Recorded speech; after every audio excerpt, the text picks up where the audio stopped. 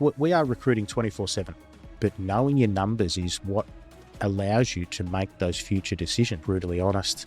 That's when you kind of got to just fall on the sword, admit your mistake and go, look, I've made a mistake here. 1, 2, 3,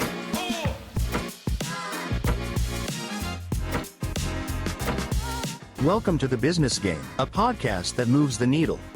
Before we get started today, don't forget to subscribe and ring that bell. Welcome to The Business Game, where we dive deep into the real stories behind running a business and the tech that powers it. I'm Jamie, and with me is Dan, and today we're pumped to introduce a true game changer in digital marketing. That's right, Jamie. Our guest is Peter Curran, co-founder of Digital Surfer, a Gold Coast powerhouse driving jaw-dropping results like 3,400% call increases for clients. From his days as detective to scaling a business with his wife, Renee, Peter's got the grit, smarts, and tech-savvy strategies to inspire every business leader out there. Get ready for raw insights on bouncing back fast, building unstoppable funnels, and why progress always beats perfection. Let's dive in with Peter Curran. This is The Business Game, a podcast that moves the needle. Right, so Peter, we've got you in today to have a chat with us on The Business Game. So to start this off, why don't you tell us who you are, what you do for work, how long you've been going, things like that. Where do we find you? Yeah, great. Thanks for having me.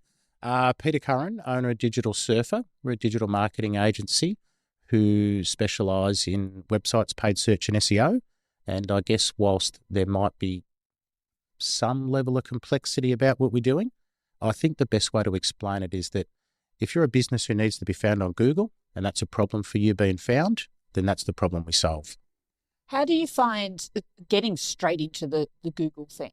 Yeah. Because from experience, there's been times I've wanted to smack my head against a wall trying to deal with it. How do you find navigating that on a daily basis? I guess it's a learned, thing that you've gone through and you probably know it inside and out. But for people that are starting this journey, and they're starting to, why aren't we coming up in the search engines and stuff like that? And then going into Google and then trying to work out all of that, it's very overwhelming. It can be. And I can understand where businesses who are newer in their journey, whether they be just trying to teach themselves Google or alternatively an agency who are trying to grow and understand Google a little better and understand why Google's making so many changes so frequently. I think it's important to remember that Google's trying to constantly make their platform, their search engine better. Yeah. So they're trying to weed out what we might call black hat SEO or black hat activities. So whilst the constant changes can be frustrating, I completely get it. And at some level, we can get frustrated as well. They're doing it with the best intent of their search engine to try and give the user the best possible result. So I think instead of getting frustrated and saying, why are they constantly making change? The best way to go about it is to know that the constant change is going to continue to come. Embrace it. Get better at attending the right events, being on the right forums, etc. Mixing with the right people who know where to get that right info, to know where it's coming. And then to once a change has been made, understand why. Something we do internally is every Monday morning at 9:30 we have our office meeting, the 12 of us, and everyone will, it's a routine thing, so everyone knows what's coming. Everyone will share a win, a loss, or a lesson from the previous week. Yeah. So typically every Monday morning, out of the 12, there's always at least 3 or 4 in the team at minimum. Every Monday morning in our round table, we'll say, hey, last week Google this, I learned this. And it might not be just Google. It might be kind of something on socials or LinkedIn. Or we're pretty active on LinkedIn, so it might be typically LinkedIn for us. It's a focus. So we're always sharing those things.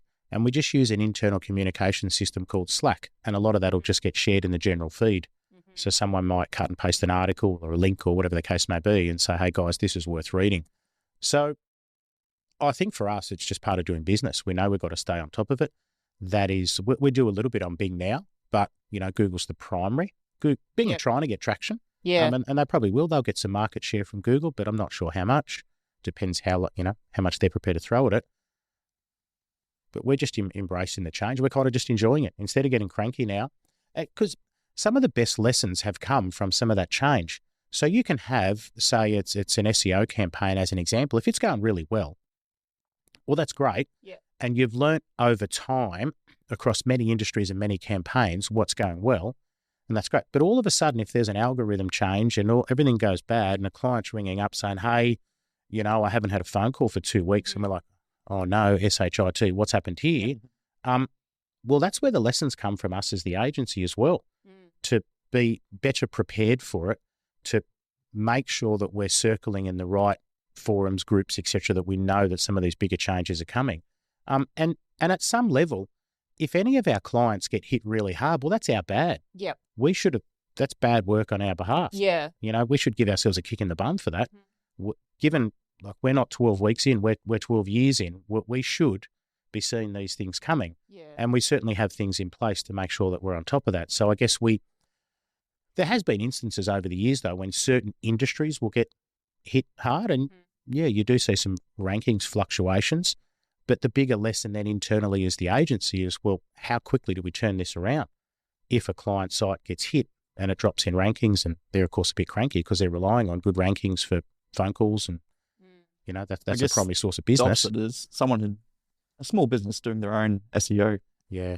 They don't know. They don't understand the algorithms. They don't understand the complexities in terms of SEO and Facebook and socials and Bing and the whole thing. So I guess you specialize nothing else but that, and that's why small businesses and medium-sized businesses should come to you. Or do you get into bigger stuff as well? Or we have some bigger businesses as well that are a little bit more what we might call, say, your enterprise campaign. Mm-hmm. Yeah, they might have a national audience, so Australia-wide, and a handful who target international audiences as well. It's primarily that medium size and moving into some of the larger. But to go back to what you're saying, about the real small business who are doing it, trying to do it themselves, that's a tough game, to be honest, when you wouldn't even know. You just imagine there'd be an algorithm change on the Monday morning. Yeah. They wouldn't pay for 2 months. They'd be spending money, not making a difference. And this is where they should be coming to someone like you and saying, hey, help, please. Yeah.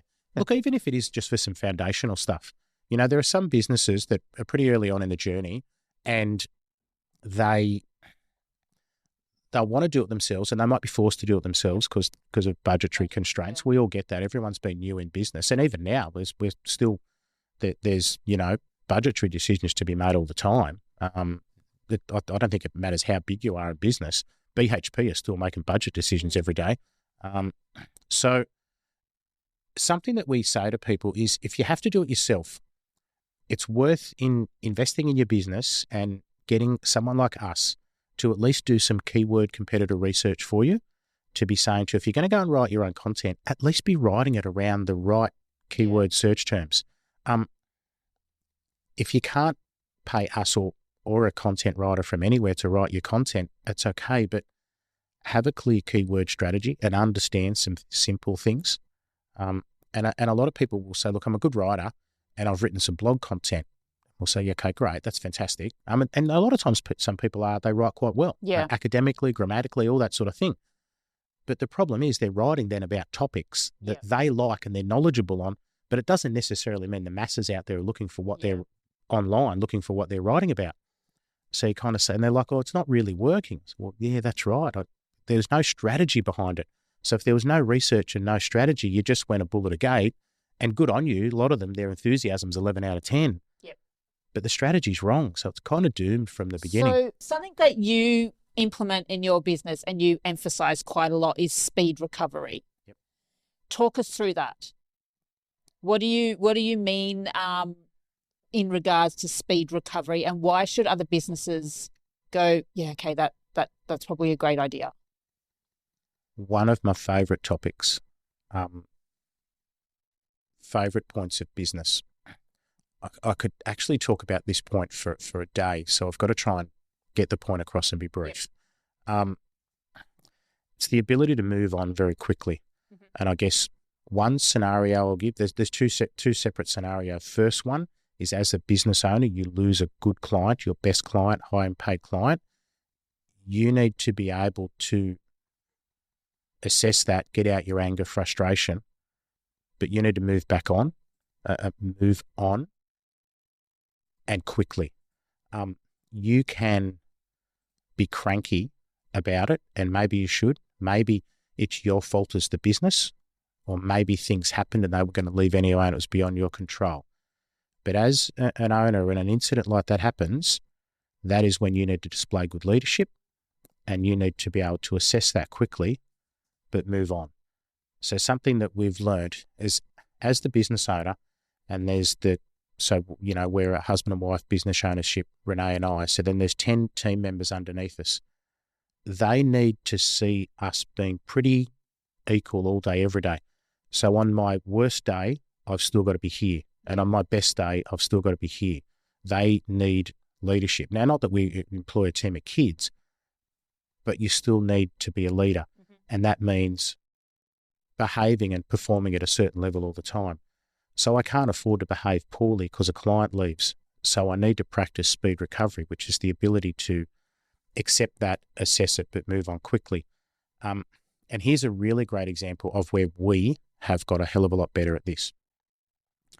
I'm going to call it about 6 or 7 years ago, a team member left. We were down in northern New South Wales on a holiday in our caravan. Someone rings up and says, "Hey, I'm leaving. I'll be gone in a week," or something. Renee and I made the mistake of allowing that to ruin our weekend away with the kids. We lost the plot. Yeah. That's it in summary. Fast forward to September of last year, 2024. Renee was away with our girls, but I was still at home because our son had a soccer carnival. She rings me at 6:30 on a Friday night and says, "Hey, so-and-so has just resigned, leaving in a week." Oh, okay, geez, that's a bummer. By 6:30 the next morning, Renee had gone to a local cafe, had a job listed online, had listed that job on LinkedIn and any other platform you can think of, and had written to that employee and said, "When I'm back in office next week, we are meeting at this date and this time, and this is what you will give me for handover for the new person." So 6, 7 years ago, we just lost the plot. Our world ended. We behaved badly. Not ruined our kids' holiday intentionally, but we just weren't there. Yeah. We were present with the kids, but not present, if you know what I mean. Same thing happens, as I said, September last year. Renee just went, "This is not ideal, but here we go." Yep.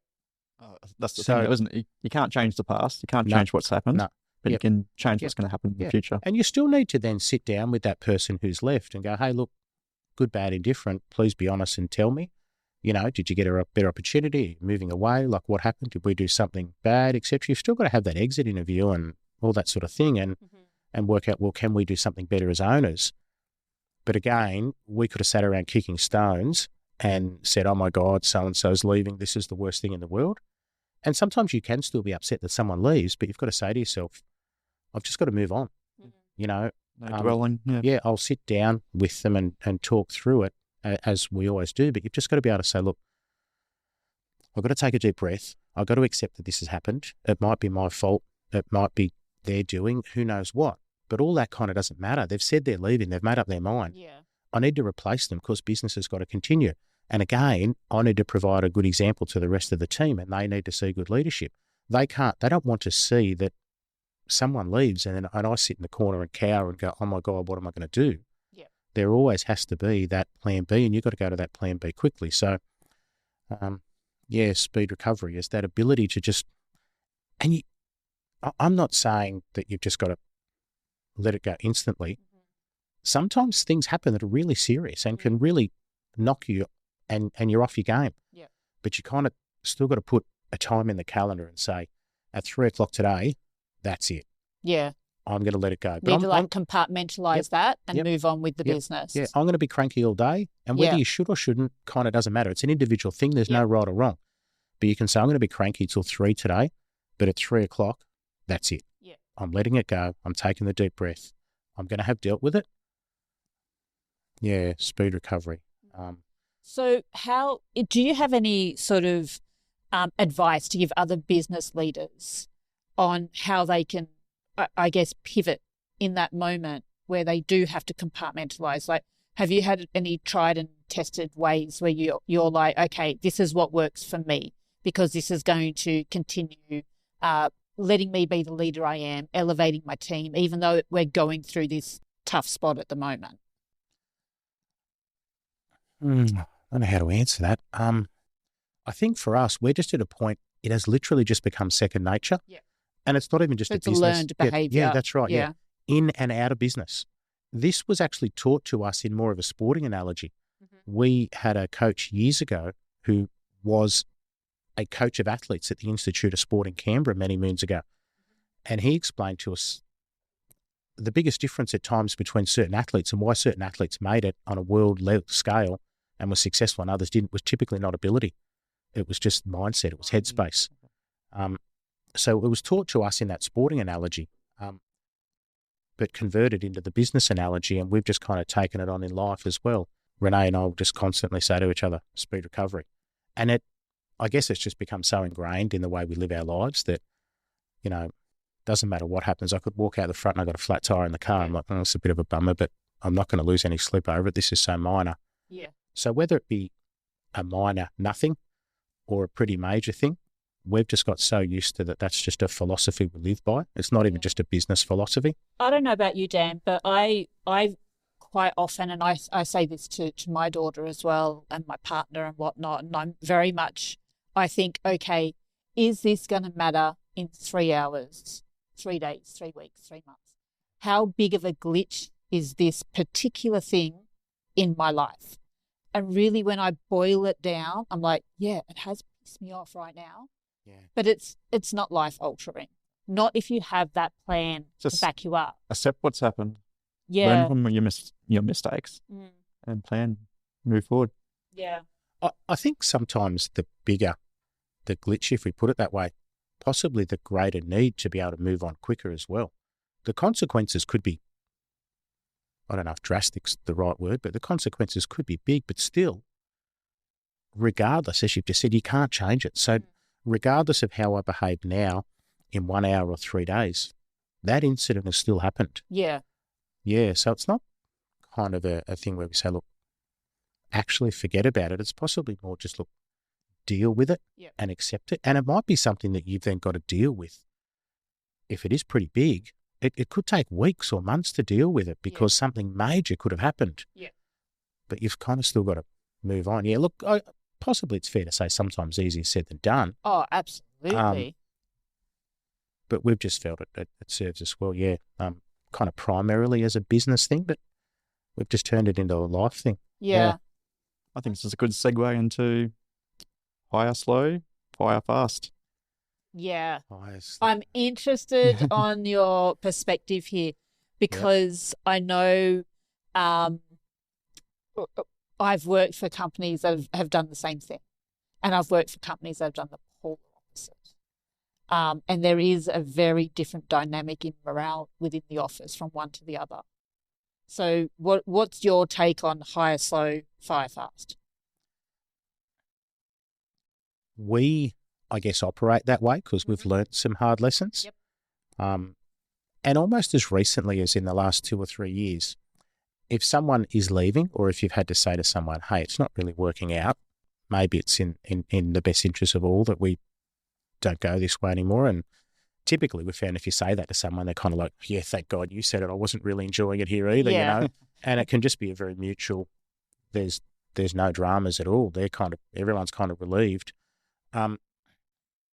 What we found though was when someone's left, whether it be of their own willing or a mutual kind of conversation, like we just said, to say, hey, it's not working out,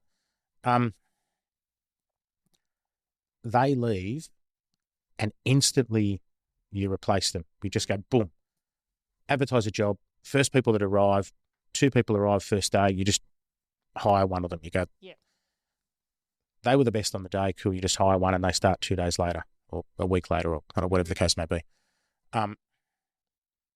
We've learned some hard lessons from that. We've kind of found we've hired for the sake of hiring. Someone came along and they were probably acceptable, probably had the skill set, and then we've discovered they probably weren't the right fit, but we just made a decision too quickly. So instead of taking a deep breath, using that time period when someone's left as an opportunity to not necessarily reset, because you don't necessarily need to reset, but to think at that higher level, to get out of the office and have what we call a conversation where, as owners, we're not in it. We're out of the office, away for the day, looking at our business in what we call that helicopter view, looking down on it and saying, this is a time where maybe the things can change. Maybe we need to change a role. Who could do what? So as an example, when someone left in September of last year, when I told you that was that kind of speed recovery example, we decided then, you know what? Maybe we should not just advertise someone to fill a paid search role. Maybe we should advertise to get someone who can do both paid search and SEO. Mm-hmm. Maybe it's the time, because we've got, realistically, everyone on the team is good at one and has a pretty small knowledge on the other. Yeah. And we kind of went, you know what? Maybe it's time to get someone it's probably impossible to get someone who's 50-50 in terms of their ability in both. Yeah. But if you can get someone who's even 60-40, Yeah. even 70-30 for that matter, because when the others are kind of 95-5, Yeah. if you get someone who's 70-30 or 60-40, that person that's valuable. Yeah. You know, because people take leave and holidays and all sorts of stuff. Like we all know, life just gets in the way. Mm-hmm. So that was a time where we actually then just found ourselves an independent contractor who came in and helped us out for a short period of time, and we just sat and watched. We said, let's just see how this plays out for the next few weeks. So we didn't advertise a job straight away. So that was kind of that whole hire slow.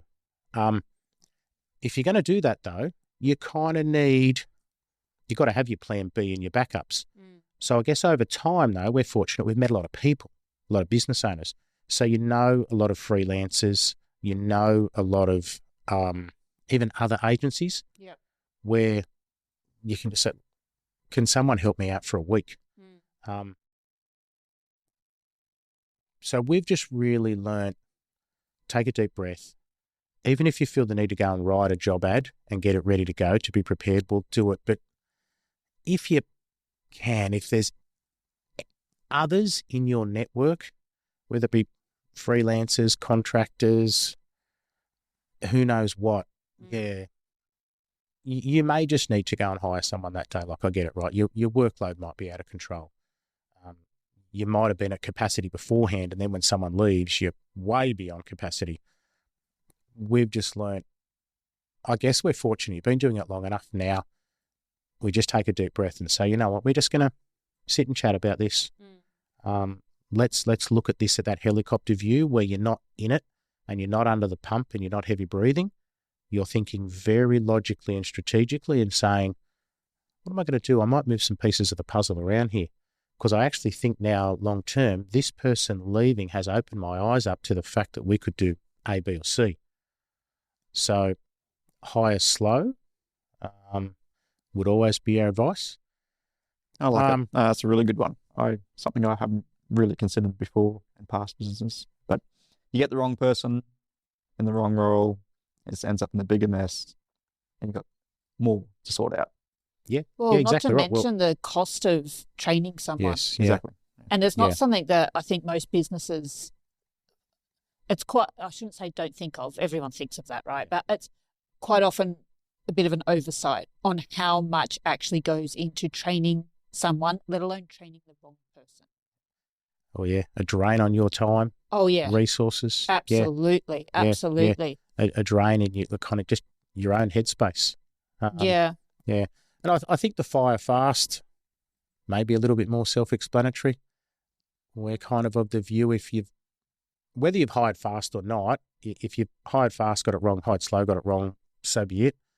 But again, if it comes to you've got it wrong and you know it, don't let it fester. Don't let it have an impact Becomes on toxic. Yes, just don't. Yeah. That's when you kind of got to just fall on the sword, admit your mistake, and go, look, I've made a mistake here. This isn't working. Have a chat with that person and just be brutally honest. Everyone appreciates honesty. I've never met anyone who doesn't appreciate honesty, and it's not working out for whatever reason. Absolutely. There's a fair chance that if we think as owners it's not working out, I'm going to go out on a limb and say they probably feel the same way.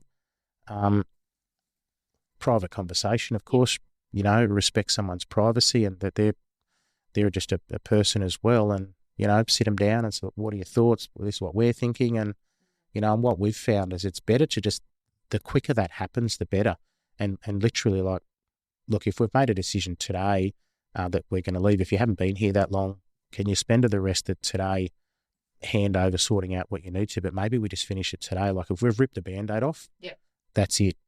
Let's do it. So again, it served us well.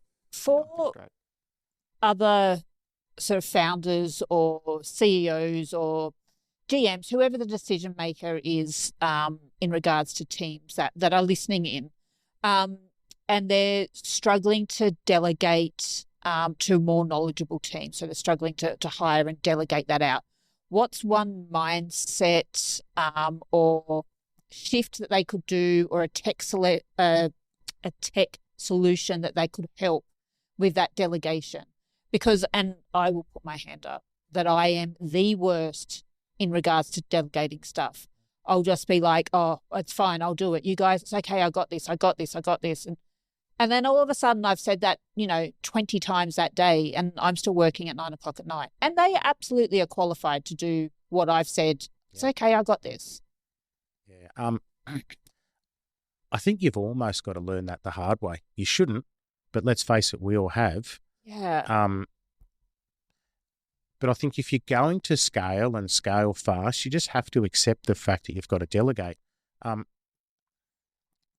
When we interview people now, like we are recruiting 24/7 every day of the week. If someone calls me and says, are you advertising? Yes, I am. I might not be a job ad out there, but every day of the week, every day. Doesn't matter what time of year it is. I'm always looking to build the team. So that is something we've learned, because you could interview 6 people and they're just not the right person in terms of, for whatever reason. The reason they're not right doesn't really matter. But yeah, you need to have your eyes and ears open all the time. And you might think, what, I don't need to hire anyone for 3 months. Well, particularly if you're in the digital space and you get 1 or 2 multinational clients, some of those might need 1 employee almost full-time on the campaign. Yeah. So if you want to scale fast, you need to have those resources at your exposure and almost have people on your reserve list that you can call to. So you need to at least be willing to have that understanding that I need to be in hire mode all the time. I guess it's also about delegating the right tasks to the right people as well. Yes. Using their skill set. So we've learned you need to be, and it's easier said than done again, you need to be hiring people who actually know more than you. So when we've sat down, I don't know how many interviews we've had where Renee has interviewed someone about SEO and she'll ask them some questions and they know their knowledge is reasonable, we might say. We might call them a 5 out of 10. When she gets into some nitty-gritty technical stuff, if they don't know, we're not dismissing that straight away, but we're saying, okay, no worries, I know where you're at, and that's cool.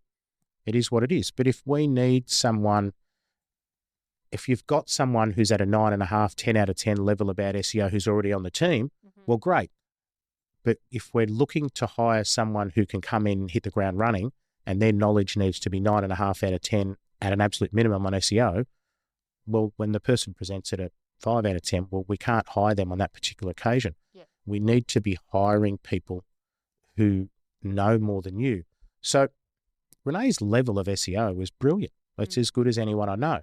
But if she continues to get better and better at SEO, that's not going to grow our business, Another great line I've learned is what got us to here won't get us to there.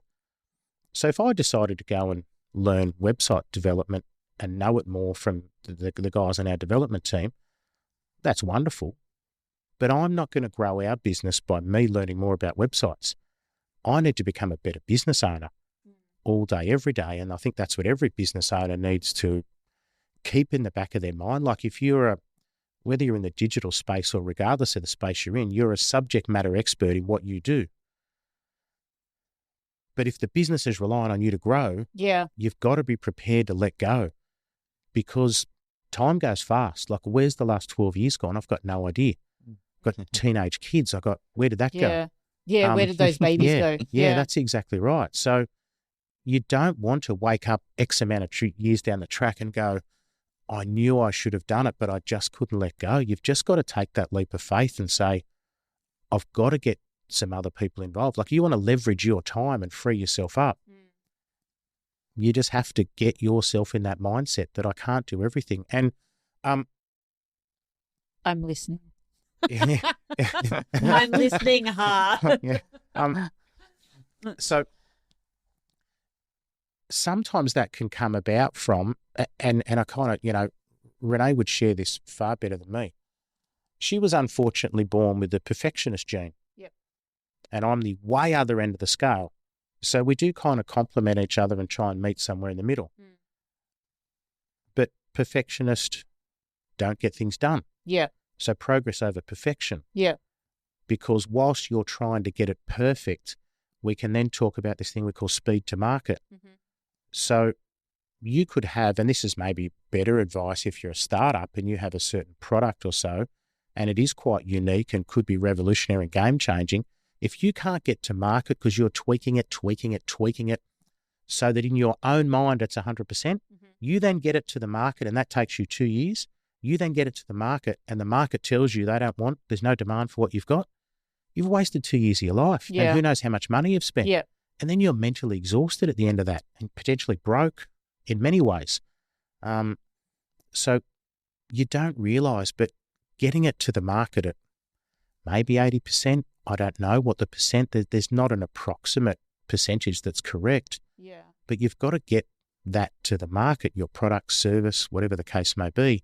And if you're going to sit around and worry about how pretty your office is and whether you've got nice business cards and T-shirts and all that stuff, that's rubbish. Yep. Rubbish. I'm not hiring you because you turned up with a pretty shirt and business card. I want to know that you can do the job and get results. Yeah. I've got a problem. You're the solution. I couldn't care less whether you got your car logo done. And So do you have an example with Digital Surfer? oh, jeez. An imperfect launch? Yeah. Is my research incorrect where you said launch your new website, just get the sucker live? Yeah, absolutely. Look, and part of that is that you'll be looking at your new site and in your eyes there's some imperfections. Yeah. But the masses out there, they don't know. Yeah.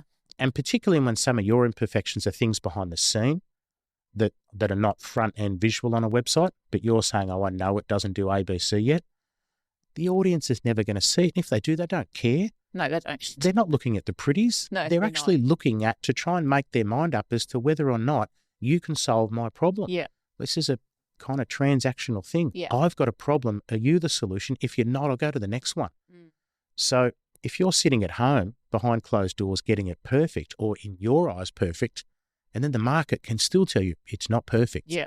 And then that's a hard lesson. Yeah. So And a timely one too. Yeah. The Digital Surfer website, we rebuilt that about 18 months ago.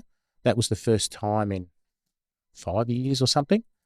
Opening up your website. So whilst I'm no perfectionist, as I said, I was removed from that process because as the owner, I was still too emotionally attached. So they went ahead and did that and it was pretty much finished and live and I had no say because Yeah. I had to be prepared to trust that the guys in the team knew what they were doing and they kind of knew how to build something that was modern for the current age. Renee had a bit to do with it, but there were plenty of aspects about that she didn't like when it was basically ready to flick the switch and out with the old and in with the new. Yep. And she had to take a deep breath and say, look, we need to get this to the market. We had a new marketing strategy, a bit of an overhaul. We had redone our own branding. We'd redone our offices. So we said, you know what? This has been so long overdue. It's not perfect. And will it ever be perfect? Because we all know you have to continue prioritising client work as well when they're paying you. Absolutely. So whilst our own team were doing this from a web development design and an SEO point of view, we still had to say, well, you've got to treat your own business as a client as well. But you still had to say to yourself, we can't keep putting the hours into this to get it perfect. Yeah. Because clients need results. So Yeah. the Digital Surfer website, current version, is a great example. I wouldn't know, but I would hazard a guess that Renee could create a list for you of 10 imperfections on that And she's Yeah. probably right. They probably are. But yeah. how much of an impact are they having on us on a daily basis? I don't know. Yeah. Um, Yeah. and if she created a list and said, there's this, this, and this I don't like about it, you could probably walk out in the street and ask 15 people. I'm not sure they'd pick them. Yeah. No, absolutely. So- Absolutely. I think there is a lot to be said for getting too close to your own product Yeah. in this type of Yeah. situation. So, yeah, I'm just looking through it now. No, it's good. Like I'm not going to. Tell me about the name. How did you come up with Digital Surfer? It's a cool Yeah. name. It says what you are. You're down the Gold Coast. You do a bit of surfing. No. No? Well, I have been out with our son a lot, and he's good. And he reminds me that I'm not good. Yeah. Kids So- are good at that, aren't they? Yeah. I get out there and I try my hardest, and he absolutely gives it to me. Yeah, he's brutal in his assessment of my lack of ability, but he's very grateful that I'm Just out tells there. you, go and sit on the beach. Get out of the way. Sit on He's the very beach. grateful that I'm out there pushing him along. So there was a part of us when we did a rebrand and launched as Digital Surfer, 12 years ago. We were reluctant to actually use it. It was a case of kind of saying, well, what domain names are available and what business names are available via ASIC registration? And we had a short list. And that was part of the 3 or 4 short list. It was kind of almost by default, because there was only, the more we narrowed the list down to what we actually liked as a name, but then went, hang on, not available as a domain or not available on Google, or not available via ASIC registration, I should say. It got down to a short list of about 2 or 3, and we chose it. But we were hesitant because we thought, are people going to mistake us as a surfing company or a surfing brand? Yeah. And we didn't want to be seen that way. It's probably happened once. I think someone's Yeah, called us something about surfboards. I'm like, no, The digital makes it clear. Digital, yeah, Yeah. that's what I think. So Yeah. it is good. Look, it's been very marketable Yeah, absolutely. since. So another good decision by Renee, I'll be honest. We've just changed from the tech panel to the business game. So Yep. literally we've just gone through all of that. And it is a situation where you go, okay, this is what we want. Yeah. But are we going to get it? And you don't. No. Not now. No, Not unless you no. want to pay tens of thousands of dollars for that domain. I Yeah. wish I hadn't Right. been smart crazy, enough yeah. back at the beginning of the, 10 the years ago. .com situation and hoarded those. Can I just touch on that? Yeah. If we're doing an Australian business, and I've got so many clients who have asked this, I can't get my .com.au, but I can get the .com. Is that okay? Or how's that go with SEO? Is it? Yeah, there are plenty of .coms that rank well in Australia. If you can get the .au, great. But if you can't, there are so many other aspects involved in optimizing a site. .coms rank here. And then There's a little more to it, sorry, but that's the short Yeah. version. Yeah, it's okay. what happens then? So with SEO, so you, and this is going to tie back into what you've just asked. You mentioned a little bit ago when you've got a business that is sort of international. So how do you then go about doing SEO for businesses that are not just pushing out to Australia, if they're pushing out to like the US as well, or I don't know, Japan or somewhere like that? How do you go about making that happen best for the client? Is that just like a budget restriction? Is that just, and then I'm assuming having the .com in that situation is you don't want the .au. If your audience is Australia as one audience, well, yeah, the .com.au is preferable for here. The .com is then going to be preferable for, say, the States. Yeah. The .co.uk in England, whatever the relevant country is. It unfortunately can be a budgetary thing. Yeah. In an ideal world, you would have multiple sites Yeah. for multiple countries. So multiple sites are better than the one site. You don't have to do it that way, though. Yeah. Probably most of us have been on websites where you see the little flag come up the top somewhere, and then it Absolutely. can And you just can change automatically it. Yeah. default Change to language or whatever, change country. change Yeah. the language of the country. Yeah. So, look, Depends on ask- the industry. yeah, Depends on the service. Because I provider. guess like there's target like audience. the Yep. keywords and the like Yep. insurance. That's the biggest killer, isn't it, in regards to paid ads and stuff like that, how much it costs, and Yeah, or is that paid. slightly changed? Paid, ultimately, yeah, your ability to play in that space is governed by budget. Yeah. Yeah, what you're able to invest. You are correct when you mentioned the whole keyword thing earlier. Different countries will search very differently. Yeah. Everyone's behaviour is different. Even things like, you could go back to here in Australia, some people might, I'm just going to use the chiropractic example. Some people in one state of Australia could search chiro, CHIRO, and someone else in Sydney or Melbourne could search the full term, chiropractor near me or chiropractor suburb. Yep. So even just doing the research, if you have a campaign here in Australia to say, hang on, here in Queensland, this is what we do. Yeah. This is typically our search behaviour. We will shorten things. But in Sydney, for whatever reason, I don't know, and I don't know if the reason matters, the point is more so just knowing how people in certain geographical areas search. Yeah. People's behaviour is different. So then optimising certain pages on that site for how you know that audience is going to search. There's kind of maybe some more complexity to it than that, to be honest. But at a kind of high level, yeah, you've got to know your audience in certain areas. So would that be better? Okay, that's about 3 words into one. Would that be would that be better than tying into where it is more beneficial having the different domain names, depending on what country you're in? Because then you can tailor the keywords within that website on that domain name for that audience there.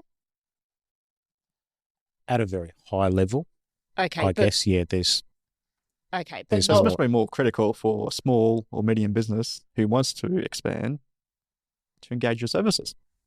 yeah, They can't do it by themselves. They don't have the Well, knowledge. that's There's true. no way in Yeah, the world yeah. they're going to be able to learn everything and keep up to date with the changes like you can. Yeah. And I think that kind of comes back to what I said earlier, that if they're the business owner and they're the subject matter expert in whatever they do, them trying to learn SEO or paid or Yeah. how to build an optimized website,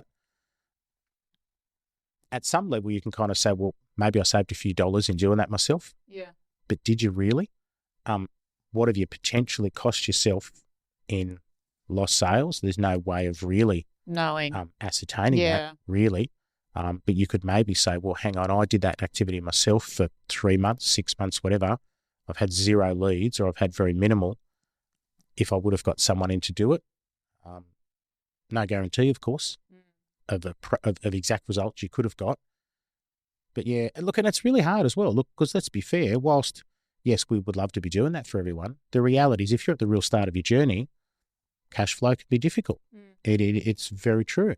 And unless you've got funding from somewhere, sometimes a lot of startups are funded by another business that can help prop them along. So that's great.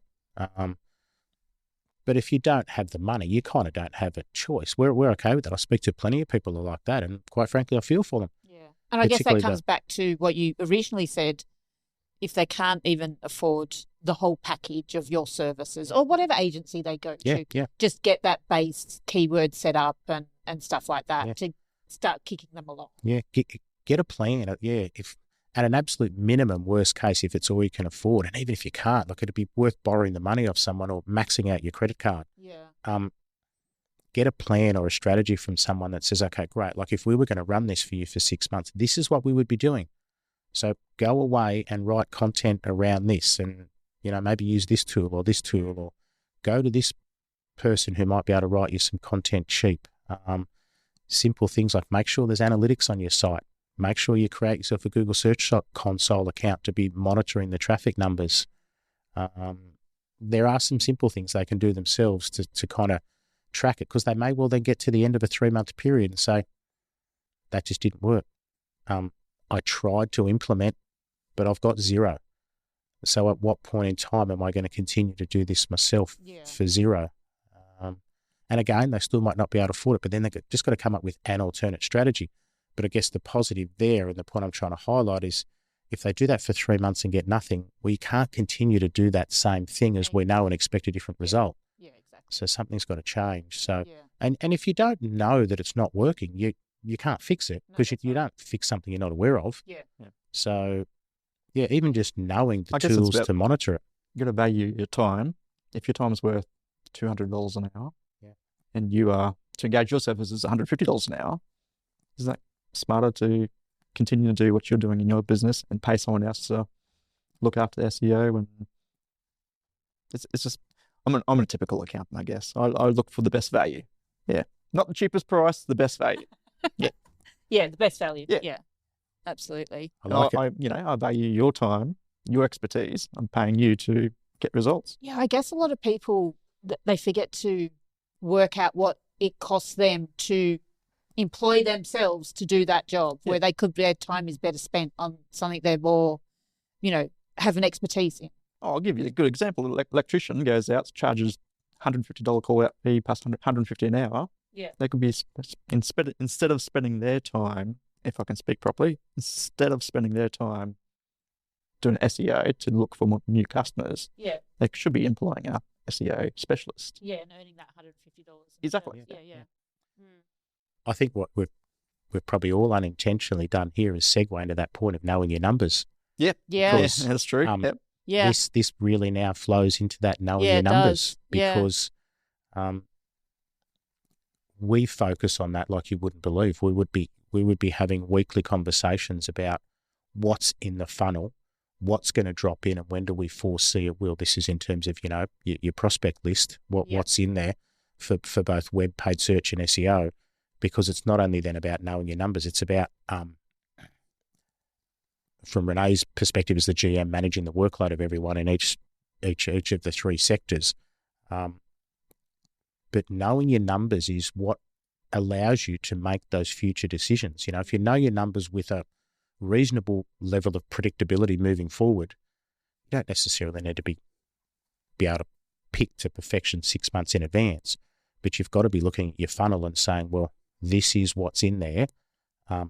These 4 deals are 50-50s, but these 4 deals are probably 90% are dropping in. Let's plan that they'll drop in the next week or two. Knowing your numbers, I guess it's so broad, isn't it? But for so many reasons, from that cash flow perspective, from that future investment perspective, from that perspective of when am I going to make the next hire? Do I wait until I've got enough work, or do I take the punt that I need to get someone in and they'll only work at 30 or 40% capacity in the first 3 months until I get them at 100% capacity? So all those decisions they're based a little bit around experience, but from what we know, they're very much based on knowing your numbers. If you don't know your numbers, you can't just take a punt. I'll go and hire someone this week. Like, that'd be crazy. What's the common mistake that you see businesses make when they actually don't prioritize their numbers? I think cash flow becomes the big problem. Yeah. Yeah. I think you don't see it coming because, again, you can just get maybe too in it and not enough time on it at that higher level, that helicopter view looking down, and you don't see it. If you're just busy and you're going home mentally and physically exhausted, I think it can be very much unintentional, but you just lose sight of how important that is. Absolutely. You're stuck in it every day, and everyone has got life outside of their business as well. Like, life's got to go on, and it's very easy to get distracted. You come in, kind of be very reactive to what you've got to do. And if you're not on your numbers, I think that can be the biggest thing is cash flow. Or, again, at a very high level, just because turnover is increasing doesn't mean profitability is increasing. Yeah, 100%. absolutely. So you can increase turnover month on month, whether we want to call it percentages or actual dollar amounts. Let's just talk a dollar amount. Let's say our income increases $40,000 a month from May to August. But in an actual dollar amount, again, I've increased 40, but we've only made 5. Was that worth it? Maybe you're working to something bigger. I don't know. But again, it's just being mindful of that. But so looking at those numbers, kind of not just each quarter. Like, if you're looking at your numbers each quarter, each BAS period, no, you could be in for some rude shocks. Yeah. I don't think we even need to go down that road of making sure you're putting your BAS aside and your super and all that sort of stuff so you don't get those headaches. This is your world. Oh, yeah, no. Oh. yeah. I've got Yeah, so many stories. It's unbelievable. Yeah, not my world. I don't Yeah, no, go neither. near it. Very, very boring stories, by the way. But yeah. And I think there's another really good part of knowing your numbers. So they're your internal numbers as the business owner.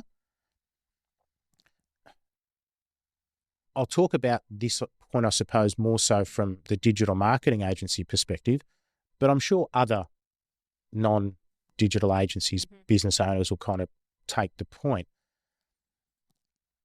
Knowing the numbers internally within a campaign so that we can present numbers in a logical manner to your client so they can see that what they're investing in is working. So the challenge with an SEO campaign is that SEO as a service is intangible.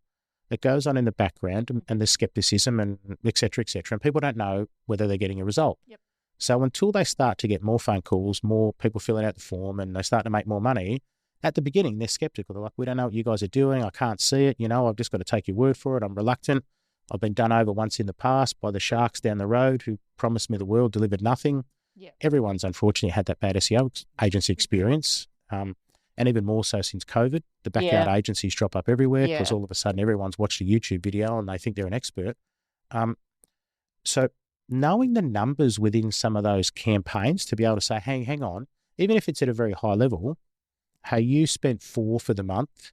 We know that your average invoice is $1,000. So you got 10 leads.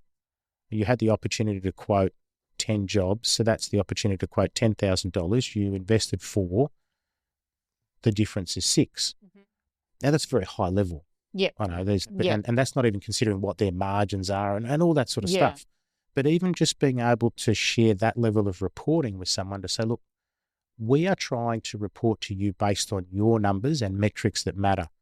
So can you help us out by commenting each month with the feedback? Like numbers that we're seeing at our end, are they working at your end? To be able to show them some sort of tangible result. So it's kind of numbers for us as the owner, but numbers within a campaign now that's very marketing related. And I know this is, this is to go out to all businesses, but hopefully other businesses can work out how they relate to that. Yeah, absolutely. I just like the idea that you're taking it one step further, because a lot of SEO marketing specialists will be focusing on conversion rates and not looking any further in the business. Now, whether that converts or not, what impact it does have to revenue or to profit. And that's where a lot of SEOs will stop. They won't look any further than conversion rate. They say, it's been converted, it's your problem now. I guess digital surf is a little bit different. They're looking for the numbers that suit the owners. We always say to particularly new clients, look, let's start with the end in mind. And what does success look like to you?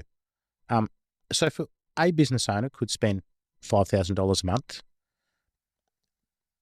If they make $25,000 a month on that 5, they might say that's successful. And others might say, no, that's not enough margin. I want to be making 40 per month. And that's okay. Every individual owner is allowed to choose what kind of extra return they want. But knowing that and addressing that at the beginning, so I kind of say, if we have a hard conversation now, we won't have a hard conversation in 3 months. So tell us from the outset what your expectation is. Yeah. And let's see if we can work to it. And we might not be able to achieve it. It just might not be achievable. Or we might say, okay, you want 50 a month in a return, but to make 50, you're going to have to spend 10 instead of 5. So can you do that? And if you can't, that's okay. But we're not going to, tell you what you want to hear to get your business. And then in 2 months' time, we're having a hard chat because I've told you BS. Yeah. So we don't do that. It's about getting that conversation on the table on day one and saying, well, whether it be an SEO or paid campaign, it doesn't really matter. It's still the same. Yeah. This is the investment that's going to be needed. It really does come down to managing expectations, doesn't it? Yeah. And that's a situation in so many businesses over so many different broad topics. Like just being able to manage those expectations with clients and being upfront.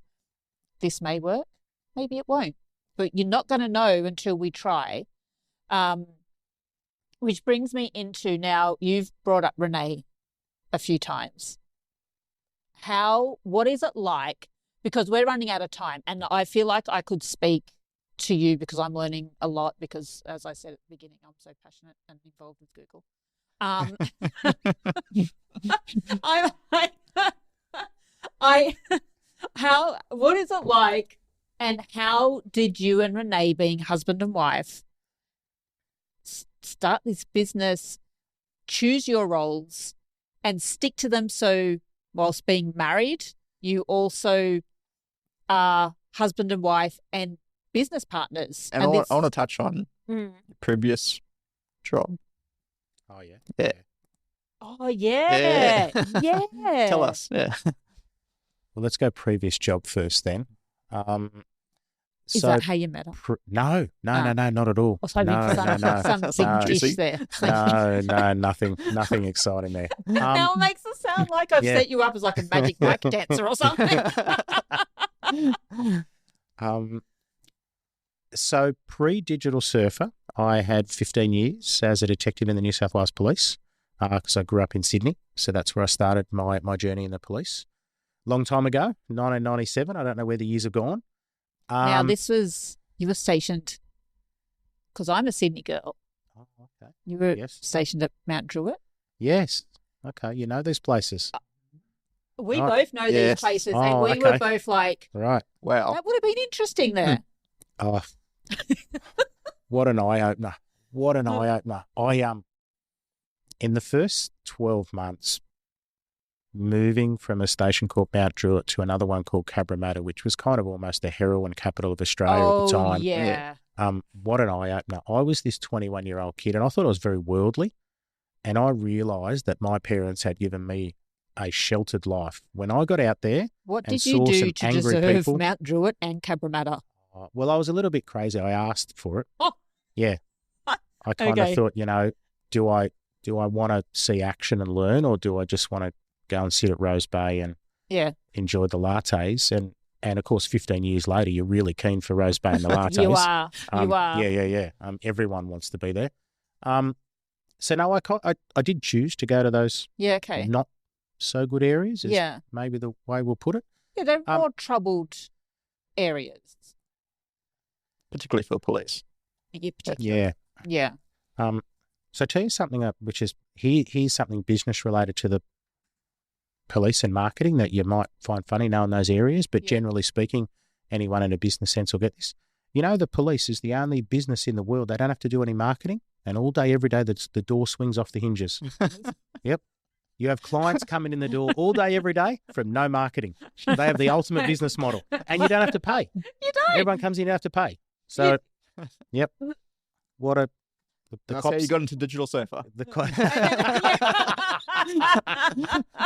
Yeah. So, finished a law degree. Yeah. Was just about to practice. This is almost 14 years ago to the And day. when I love Google Because- so much. No, not at that stage. Oh. Chelsea, our eldest, is about to turn 14. She was born, great baby.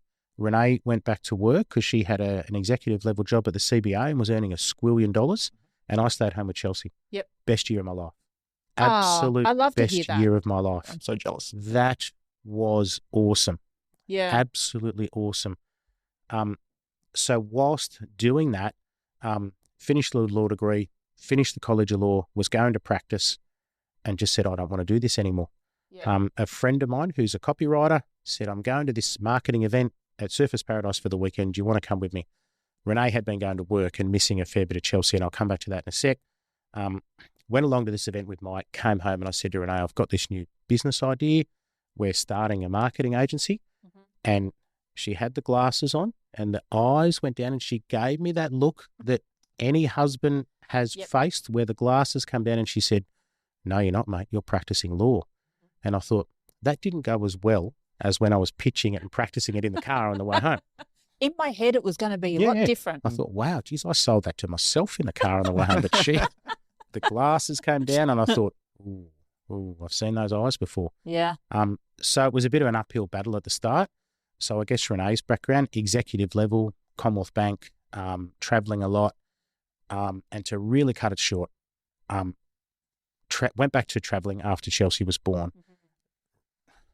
I can't do this the justice that Renee would, but got to the stage where she would get home some nights, was about to come in the door. I'm trying to get Chelsea to sleep, and I would message her and say, stay in the car outside until Chelsea's asleep.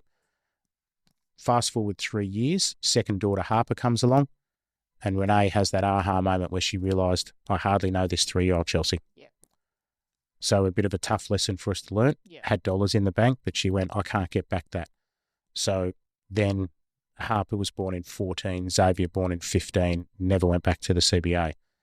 So then she played into my hands, really, because she embraced the idea of this marketing agency and she saw how bad I was going at it. Oh, right. Yeah, So you yeah. started it. Yeah, I went and started it. It was hopeless. And then she's Yeah. gone. She was the brains behind it. She Yeah, made Yeah, it work. Let me just watch she him brought in slowly structure, shrink. systems, process. Yeah, she watched me go broke and said, Yeah. "Mate, it's lucky we're not broke, because if you were broke, like, we'd be living in the street because you can't run You're a business. rubbish. Yeah, you can't run a business. You can't build websites." I'm like, tough crowd. Like, what about the better for worse? You know, like, and she said, so I'll get involved. So to her credit, then she developed an immediate interest in SEO and said, you know what? SEO is the better business model, because websites only can be an up and down roller coaster. So you could earn $5,000 one month and $30,000 the next month. Yeah. So she said SEO was the ongoing monthly retainer and she was interested in it, and it just flourished from there. So as we've grown, even before we grew, we kind of knew, because we were very lucky.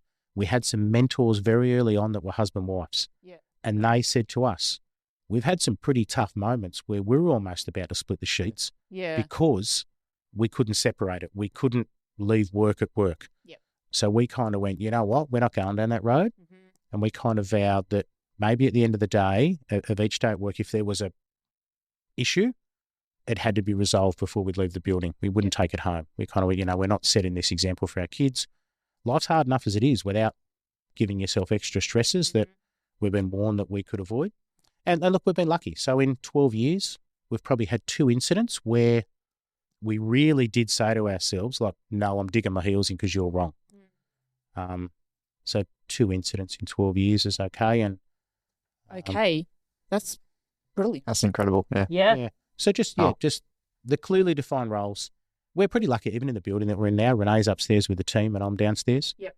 She tells me not to come upstairs because I just interrupt everyone's workflow. That's literally Yeah. me here. Yeah. I Yeah. sit in my back cave. Yeah, yep, All the other staff are upstairs. yeah. And I'll go up at like 2:00 and I'm like, hi.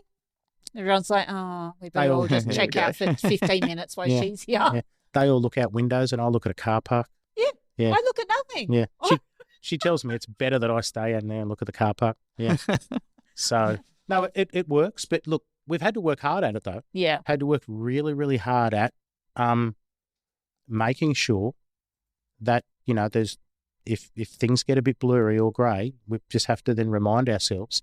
And there's been incidents, like really important business decisions in the last year or two Yeah. that are kind of growth related, etc., where we have sat there and said, so once every 4 or 5 weeks to the day, depending on schedule, we'll take a day out of the office and we will go and sit somewhere and we kind of tell the team, look, don't call us, like really, really don't call us Yeah. unless you need to. And we just have what we call our own business development planning day. And it's just kind of primarily about numbers, but it's about kind of future decision planning. And there are times where we've kind of sat there and went in terms of the next hire, well, should it be someone in paid or SEO, or should we do this or should we do that? We have differences of opinion, Yeah. but I don't think it's a bad thing. Yeah. We kind of have to say, Oh, well, no. Yeah. You have to. you know, I take your view, but have you considered this from my point of view? Yeah. So And Renee wins. typically, yes. Yeah. That's right. Yeah, she. Thanks for the reminder. Yeah. Look, if he wasn't going to remind you, I was going to. So. She has been known to remind me that legally I own the business, but I don't even know how to. I don't even know how to access our bank to account. be fair, so, because, you know, just going back to a minute and a half ago, you literally said that you were rubbish at running the business and it was no good until Renee joined. that was a long time ago. Ago. I've learned some lessons. Yeah. Bring it up. Yeah. So I feel like Renee's made a good business and she's brought you along for the ride. Takes 2 to tango. She, and this is actually something that's probably really good for people to learn as well. A lot of people who are really good at business and they're good at process and procedure, they're kind of probably best to stay in the office and run the business. Yeah, agree. Now, there's no way she would go and knock on a door and try and drum up new business. That is not her thing. Yep. You know, she says to me, you've got more front than the Opera House. Yeah. She says, but me, I'm staying here with the Yeah. team in the aircon and we're having lattes and just doing the deliverables. Yeah. She said, there's no way in the world I'm getting on a stage and talking to people. So it kind of works as well. And I guess maybe if you're that husband-wife dynamic or any other dynamic, that's maybe where it might not work. If you're that same personality, you'd probably struggle. Whereas she says, no, there's no way in the world I'm going out So two things, doing the things. clearly defined roles Yeah. and great communication. Yeah. That's it. Yeah. Amazing. I wish that we had more time, to be honest, because there's so much more I want to ask you. So maybe this is something that we can bring back in the future and delve more into other things. But before we wrap up, give us one last pitch on who you are, what you do, and how do people find you? Digital Surfer. So we're a digital marketing agency servicing Australia-wide. Our core services are websites, both WordPress, business product service-based businesses is the words I was trying to get out. E-com also, LinkedIn also, Facebook, Insta. I guess the layman's terms explanation as well of all the complexities around what we do is taking all the complexity out of it. Is if you have a business that needs to be found online because your audience are online looking for you and you need to improve your presence in Bing and or Google, primarily Google, but Bing also, don't forget that there's always opportunity there on Bing. And if you're not being found and the phone's not ringing and your website is just no one's filling out the contact form, and that's a problem for your business, well, that's the problem we solve. And in terms of, I guess, the last thing is then industry related, whether you're a vet, whether you're a dentist, whether you're a tradesman, whether you're a, cosmetic surgeon, to us, it doesn't matter. Fortunately, after 12 years and 12 on the team now, we've learnt we have our own process and procedure. We know what works, and it kind of works regardless of industry. We're going to do, to some extent, to a very, very high extent, we're going to do the same process and procedure regardless of industry because we kind of know what works. When you get to know what Google wants, you're going to do that regardless of industry. I wanted to ask you one final question, but I think you actually do this for other businesses. So my question was going to be, in short, what's one thing you can do to actually move the needle in your business? But I think having you guys or, someone like you to work on SEO, keywords, paid ads, getting into the depths of Google is in fact something that can move the needle in people's businesses. Yeah, definitely. Look, it's fairly simple when you think about it, isn't it? The better you're found in Google search, the more people will call you. Yep. And the more people will fill out a form and you call them back. And the more you talk to people and the more you quote, the more money you make. It's kind of simple. Now, there's more to it than that, we all know, but really at its core, if you have a business that is in high demand by the general community out there, and as I used the phrase earlier, they've got a problem and you're the solution. Mm-hmm. Well, if you can be found online and the research can tell you what those volumes are around what you're offering, then yes, the more you're found, the more regularly you're found, the more the phone will ring. Yep. And that might almost even sound a bit blasé that I word it so simply, but really, sometimes we overthink things. Yeah, 100%. It can be that simple. Yeah, 100%. Know what the masses are looking for and be found for it, if that's what you do. Build that pipeline. Build that pipeline, yeah. Yeah. Perfect. Well, thank you so much for joining us. Appreciate your time. Anybody that needs to reach out to you, I'm going to have all your details down here in the captions and stuff like that, so they'll be able to get directly through to you. Thank you once again. Thank you. That Appreciate was it. incredible. Thanks for having me. I've loved it. Thanks so much. To help support our continued mission to provide free, best-in-class advice from the world's most compelling business leaders, make sure to hit that subscribe button and ring that bell so you never miss an episode. See you next Thursday. Thanks for tuning in to The Business Game. If you like what you heard, make sure to subscribe on YouTube and follow us on TikTok, Instagram, Facebook, and LinkedIn to stay connected. A big thank you to our major sponsor, TraffTrack, for powering today's episode, and join us again on the next episode of The Business Game, a podcast that moves the needle.